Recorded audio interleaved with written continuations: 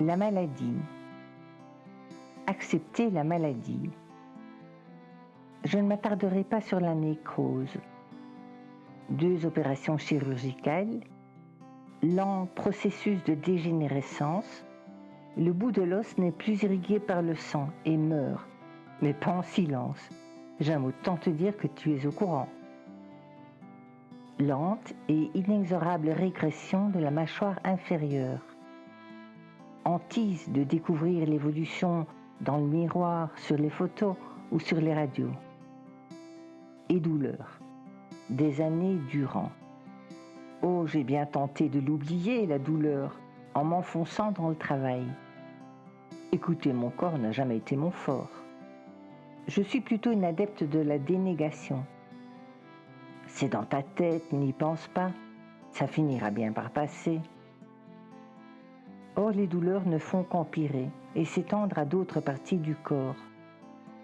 Nuque, dos, hanches, même une tendinite aux 2 bras à force de pianoter les traductions sur le clavier. Rien n'y fait. J'augmente tout simplement les doses d'antalgiques et intensifie ma fuite dans le travail. Il a donc bien fallu que mon corps trouve un autre moyen de me faire décrocher. Perte d'équilibre. Oh là, comme effet de surprise, il n'y a pas à dire, c'est efficace. Tu es là, debout, tu te sens parfaitement normal, pas de sensation de vertige, pas d'étoile devant les yeux, signe que je reconnaîtrais pour avoir déjà connu chute de tension et autres joyeusetés du genre. Et tout à coup, les yeux informent le cerveau ramolli qu'il a intérêt à redresser l'appareil vite fait, parce que je pique du nez. Enfin, je pique de l'oreille serait plus approprié en l'occurrence, car les chutes sont toujours latérales. Effet bœuf garanti. D'autant plus que les premiers épisodes, je n'ai rien vu venir. Avant d'avoir compris, j'étais contre une armoire, le chambranle d'une porte ou un mur. Mais qu'est-ce que je fais là, moi? Alors ça, c'est un langage que je comprends. J'ai pris sans tarder un rendez-vous médical pour le contrôle annuel dont j'avais décidé de me passer, puisqu'il n'y a rien d'autre à faire qu'accepter, et que je ne suis pas une championne de cette discipline. Rendez-vous éprouvant, mais libérateur. Il n'apporte rien de neuf au plan médical et ne fait que confirmer mes réflexions des jours qui ont précédé. Pour la première fois depuis tant d'années, j'avoue au stomatologue mon incapacité à accepter. Il m'oriente donc vers la psychologue du service pour qu'elle m'aide à accepter une fois pour toutes l'irréversibilité de la chose. À moi de l'accepter et d'adapter mon mode de vie pour en atténuer les effets. À moi de m'autoriser à diminuer l'interprétation. Moi, la perfectionniste, la femme de devoir, qui me fixe des objectifs infernaux, qui me force à me relever quand mon corps est épuisé. Et, bonne nouvelle, tous les symptômes apparus récemment sont liés au mauvais état des articulations de la mâchoire, même les pertes d'équilibre, qui ne sont pas dues, comme je le craignais, à un problème de l'oreille interne ou de la colonne vertébrale. Juste un petit bonus de la même maladie. Qu'est-ce qu'on apprend vite à relativiser? À cette époque, je vis seule avec mes 2 filles dans une petite maison de campagne à 80 km de la capitale où je me rends 2 à 3 fois par semaine pour mon travail. Pour quelques mois encore, du moins. Épuisée par les embouteillages croissants, je me suis résolue à écouter Georges, mon compagnon de l'époque, qui me répète que ces déplacements me ruinent la santé. Je déménage à Bruxelles en 2011. En décembre 2013, apparaissent de nouveaux symptômes. J'ai des sortes de malaise. je me réveille avec une sensation de mal de mer. Ça tangue dans tous les sens, alors que je suis allongée. Dès que je change de position, toujours allongée, je suis prise de vertige épouvantable. Roulis-roula qui peut durer plus de 2 heures. Bizarrement, mon amie Taïane le sent à distance lorsque je vais mal. Elle m'envoie des messages du genre « Je ne peux m'empêcher de te redemander comment tu vas. Quelque chose d'indéfinissable me pousse à te poser encore la question. Il se passe quelque chose, le sais-tu? Le sens-tu » Je lui réponds, je ne sais pas trop que penser de ce qui m'arrive. J'ai depuis quelques jours une vague douleur dans la région du cœur. Dimanche, j'ai eu une vague de vertige et la nuit passée, je me réveille en sueur, complètement trempée. J'ai dormi 10 heures et pourtant, je me réveille ce matin fatiguée.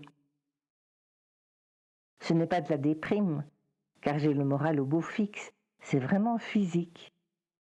Alors je me mets à paniquer, me demandant si je ne vais pas faire un malaise réel, genre AVC ou une attaque. Puis je me rassure en me disant que ce sont des idées. Que sens-tu, toi ?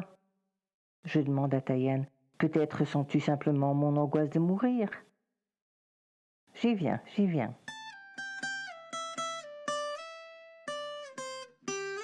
Je suis prise dans un tourbillon de boulot à m'en contracturer les trapèzes. J'essaye de gérer les examens des filles et leur stress, le mal-être de mon compagnon. Dans ces périodes, je me sens mal et broie du noir dès le réveil de la conscience.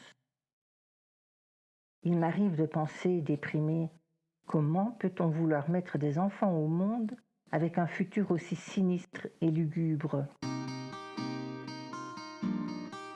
Les douleurs s'intensifiant, je suis envoyée au centre multidisciplinaire d'évaluation et du traitement de la douleur, qui me prescrit des dérivés morphiniques, puis, quelques mois plus tard, des opiacés.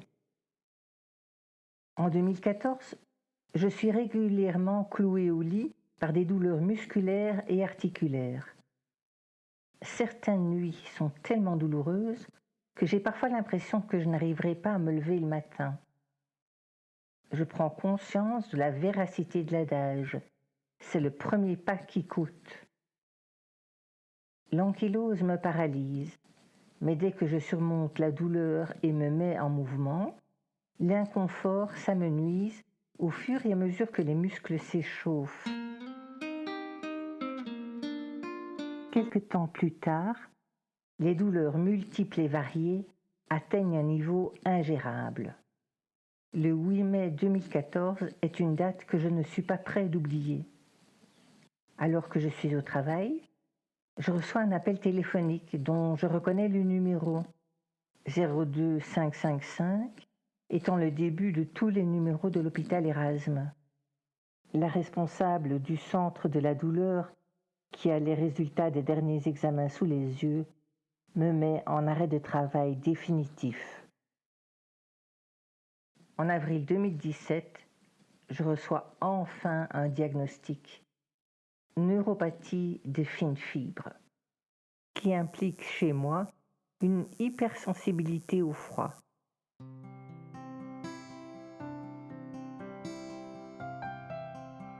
So deep in my soul lights a flame. It's called hope and no one can blow it out. This light I will share with you all. It's my love that can make you do the same. You know that's not just in some of us. You too have a flame in you, 'cause light's in everybody. If you let your light shine, you'll see people all around you will do the same. Love is our life's legacy. Do not doubt, just look at what I became. You know light's not just in some of us. You do have a flame inside you. So if we can trust one another, trust me, love is the greatest gift ever. So why don't you all shine with me? Shed your light all around you and you'll see. You know light's not just in some of us, 'cause light is in everybody. You too have a flame inside you, 'cause love is for everybody.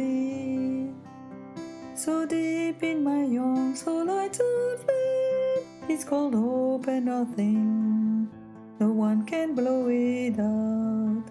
And if you can trust me, you'll see love is a gift.